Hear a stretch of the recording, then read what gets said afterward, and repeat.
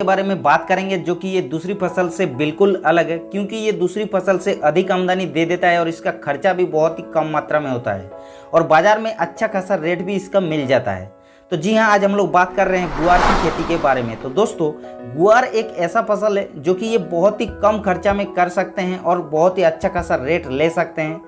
तो गुआर की फसल के बारे में आज हम A to Z जानकारी के साथ बताएंगे, जैसे कि गुआर की खेती के लिए कौन सी वेदर अच्छा होता है, कौन सी मिट्टी में अच्छा गुआर का खेती कर सकते हैं, उसके अलावा ज़मीन को कैसे आप लोग तैयार कर सकते हैं, कौन सी अच्छा किस्म होता है ताकि ज़्यादा अच्छा प्रोडक्शन मिले, उसके अलावा 1 एकड़ के लिए कितना बीज का ज़रूरत पड़ता है, पौधे से पौधे का दूरत्व या फिर लाइन से लाइन का दूरी कितना डिस्टेंस रखना पड़ता है, और कब और कौन सी टाइम पे सिंचाई करना चाहिए, क्या क्या खाद डालना पड़ता है, कौन कौन सी रोग और कीटों का प्रकोप होता है और उसको हम लोग कैसे कंट्रोल कर सकते हैं। या फिर गुआर एक ऐसा फसल है जिसको अगर अच्छा से तुड़ाई नहीं करते हैं तो पौधा टूट जाता है, इसीलिए कैसे आप लोग तुड़ाई कर सकते हैं। यानी A to Z जानकारी के साथ आज हम बात करेंगे गुआर की खेती के बारे में। तो वीडियो को आप लोगों को लास्ट तक देखना है। उससे पहले अगर हमारे इस चैनल पर नए आए तो चैनल को सब्सक्राइब करके बेल आइकन को जरूर प्रेस कर लीजिएगा, क्योंकि हम इस चैनल पे ऐसे ही वीडियो डालते रहते हैं।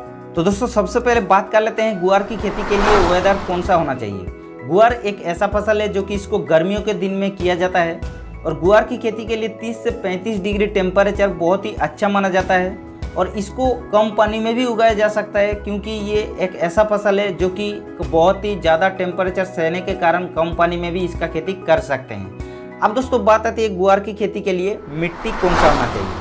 तो गुआर की खेती के लिए आप लोगों का जल निकास बालू दोमट मिट्टी सबसे बेस्ट माना जाता है और इसका pH की अगर बात किया जाए तो 7.5 से 8.5 तक ये अच्छा माना जाता है। अब दोस्तों, बात आती है गुआर की खेती के लिए आप लोग खेत को कैसे तैयार कर सकते हैं। तो सबसे पहले जैसे ही आप लोग रबी क्रॉप का फसल ले चुके हैं, उसके बाद आप लोगों को रोटावेटर से एक बार हल चला देना चाहिए, जिससे आप लोगों का क्या होता है कि ज़्यादा धूप पाने से जल्दी से जो वीड होता है यानी खरपतवार जो होता है वो ग्रो नहीं करता है, जिससे आप लोगों को ज़्यादा फायदा मिलता है। और गुआर की खेती के लिए पहले तो आप लोग रोटावेटर से एक बार जुताई करने के बाद फिर से आप लोगों का एक बार जुताई करने के बाद जो मिट्टी को भुरभुरी करने के बाद ही आप लोगों को लगाना चाहिए। और गुआर की खेती के लिए अगर बीज दर की बात की जाए तो लगभग 1 एकड़ के हिसाब से अगर बात करेंगे तो 6 से 7 kg 1 एकड़ के लिए बहुत ही अच्छा होता है। थोड़ा बहुत कम इधर उधर हो सकता है कि या फिर ज़्यादा हो सकता है, लेकिन 6 से 7 kg तक आराम से 1 एकड़ के लिए हो जाएगा।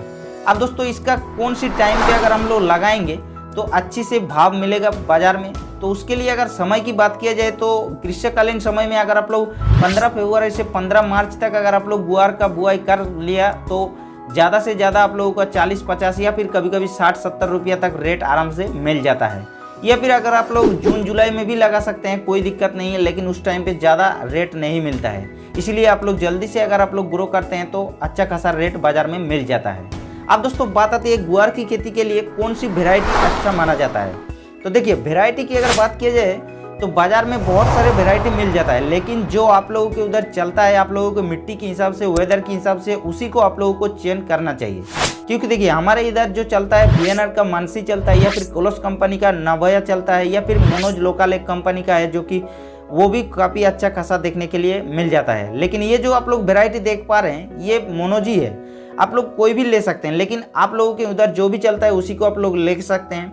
उसके अलावा बाजार में और भी बहुत सारी वैरायटी है, जैसे कि पूसा सौदाबार, दुर्गबार, तो ये सब वैरायटी भी आप लोग लगा सकते हैं। तो वैरायटी का सिलेक्ट तो हम लोग कर लिया। अब दोस्तों, वैरायटी को सिलेक्ट करने के बाद बीजों को उपचार कैसे करें, क्योंकि बीजों को अगर उपचार करते हैं तो बाद में जाके रोग बीमारी का प्रकोप नहीं मिल सकता है, इसीलिए सबसे पहले बीज को उपचार करके आप लोगों को लगाना चाहिए। तो बीज उपचार के लिए आप लोगों को 2 ग्राम कार्बेंडाजिम लेना है और 1 kg गुआर का सीड लेना है और अच्छी तरीके से छांव में उसको सुखा करके उसके बाद ही आप लोगों को बुआई कर लेना चाहिए। अब दोस्तों, बात आती है बुआई तो करेंगे, लेकिन इसको कितना डिस्टेंस में करेंगे, यानी प्लांट टू प्लांट कितना डिस्टेंस रखना पड़ता है। तो दोस्तों, प्लांट टू प्लांट आप लोग 15 से 20 सेंटीमीटर अगर रखते हैं तो अच्छा माना जाता है, और रो टू रो अगर बात किया जाए तो 30 से 40 सेंटीमीटर सर्वोत्तम माना जाता है। अब दोस्तों, बात आती है इसका सिंचाई। तो सिंचाई की अगर बात की जाए तो गुआर एक ऐसा फसल है जो कि ज़्यादा पानी की ज़रूरत नहीं पड़ता है, और उसके अलावा जब फूल से फल बनने का प्रक्रिया जो होता है या फिर फल से जो दाना भरने का प्रक्रिया, तो उस टाइम पे आप लोगों को सिंचाई करना बहुत ही ज़रूरी है।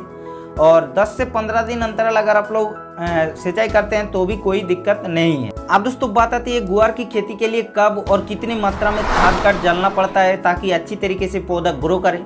तो गुआर एक ऐसा फसल है जो कि इसको बहुत ही कम मात्रा में खाद का ज़रूरत पड़ता है, क्योंकि ये एक डालिन फसल है और डालिन फसल में बहुत ही कम मात्रा में खाद का ज़रूरत पड़ता है। इसीलिए गुआर की खेती के लिए आप लोग 1 एकड़ के हिसाब से बात किया जाए तो आप लोग 2 से 3 ट्रॉली आप लोग गोबर की खाद डाल देना चाहिए जब रोटावेटर से खेत को तैयार करते हैं उस टाइम पे। और उसके अलावा जब बुआई कर रहे हैं उसके बाद आप लोगों को जब पौधा ग्रो करते हैं तो खाद देने का समय जब आता है तो उसके लिए आप लोगों को 1 एकड़ के हिसाब से बात करेंगे तो 25 kg यूरिया लेना है और उसके साथ साथ फॉस्फोरस लेना है 25 kg और उसके साथ साथ पोटास का भी मात्रा लेना है 20 से 25 kg, जिससे आप लोगों का पौधा अच्छी तरीके से ग्रो करे और अच्छे से फल फूल आ सके। अब दोस्तों इसके अलावा बुआई करने के बाद 1 मंथ बाद फिर से आप लोगों को यूरिया थोड़ा बहुत डाल देना चाहिए, जिससे पौधा हरा भरा रहे और पौधे अच्छे तरीके से ग्रो करें। तो गुआर की खेती के लिए इतना ही खाद बहुत ही जरूरत पड़ता है। अब दोस्तों बात आती है गुआर की खेती के लिए रोग और कीटों का प्रकोप और उसको कैसे आप लोग सस्ती दवा को स्प्रे करके अच्छा रिजल्ट ले सकते हैं ताकि ज़्यादा खर्चा ना हो। तो सबसे पहले गुआर एक ऐसा फसल है जिसमें आप लोग को ज़्यादा रोग और प्रकोप का देखने के लिए नहीं मिलता है। तो अगर आप लोग गुआर का बुआई कर लिया उसके बाद अगर थोड़ा बहुत बारिश अचानक हो जाता है तो उस टाइम पे आप लोगों को जड़ गलन का बीमारी देखने के लिए मिल सकता है। और जड़ गलन के लिए आप लोगों को सबसे अच्छा रिजल्ट देखने वाला जो मेटालेक्सिल मैनकोजेब है उसको आप लोगों को 30 ग्राम 15 लीटर पानी में मिला करके स्प्रे कर देने से अच्छा रिजल्ट मिल जाएगा।